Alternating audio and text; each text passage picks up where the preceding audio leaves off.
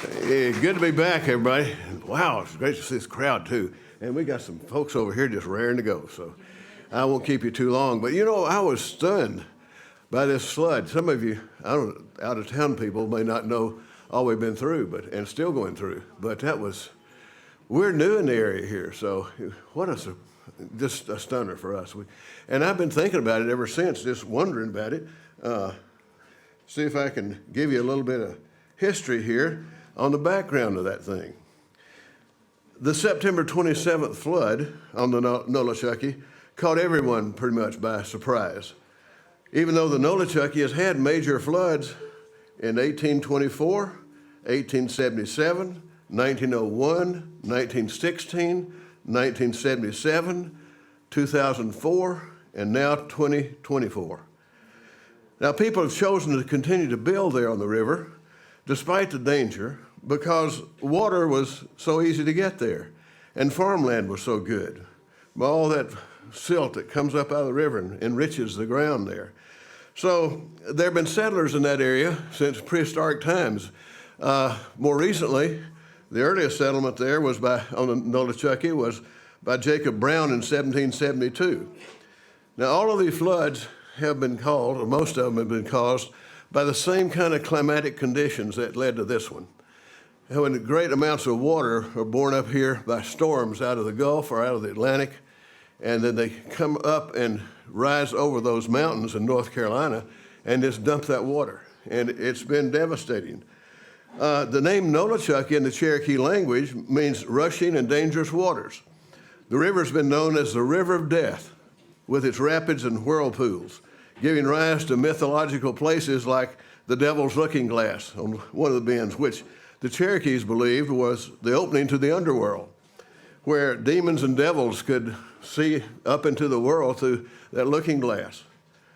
Now, our September Nolichucky flood is being called one of the worst floods on the river, and maybe the worst, compared to the 1901 flood, when the river rose between 24 and 40 feet at various places. This year's September flood was reported to have reached 30 feet.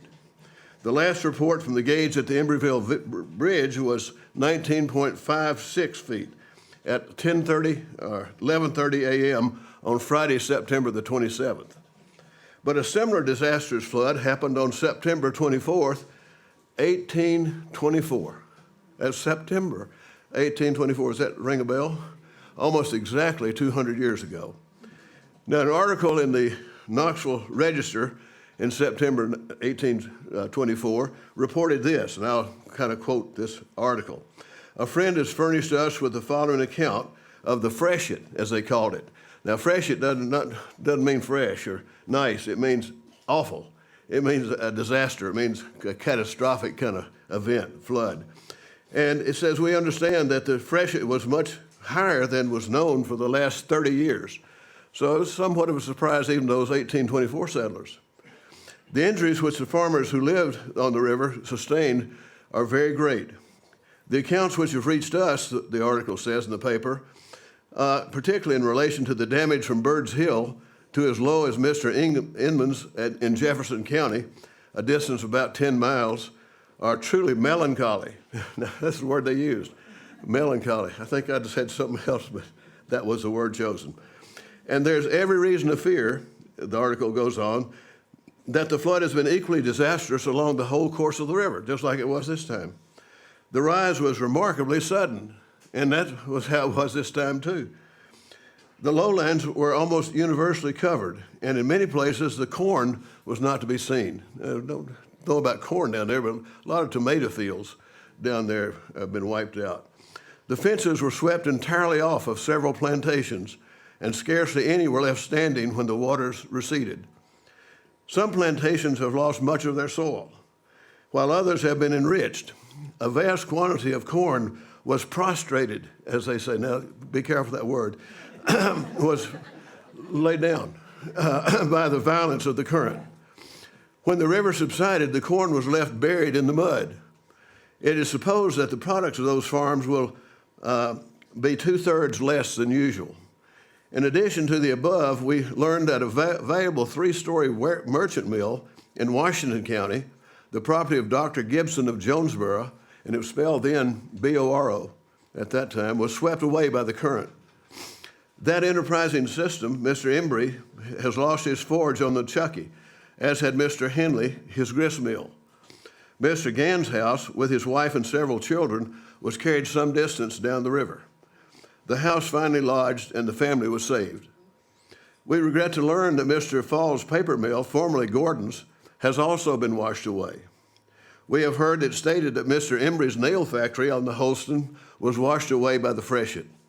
This we have much pleasure in believing, that nice way to put it, is not correct.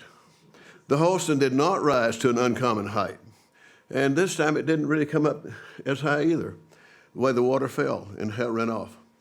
The report has no doubt originated from Mr. Embry's forge on the Nolichucky having been destroyed. Just confused the places.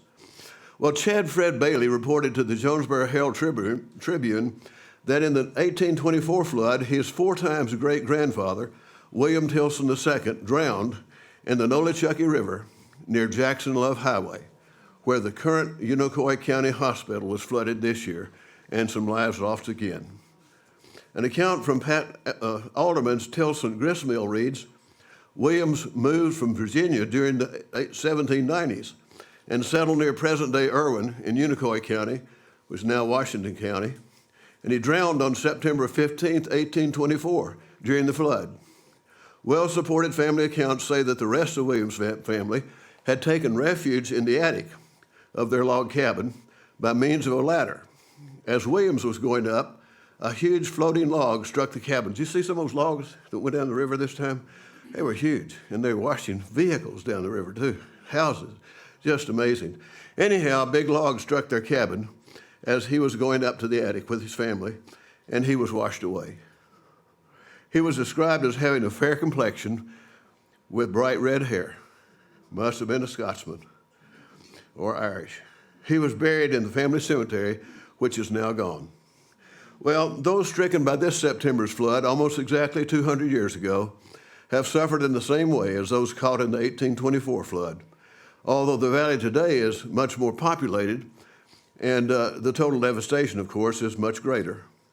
Knowing this history, it seems certain that present residents were going to suffer like their predecessors did when Hurricane Helene, carrying a tremendous amount of water from the Gulf, headed into the Black Mountains. It will take time, but Tennessee people will recover once again.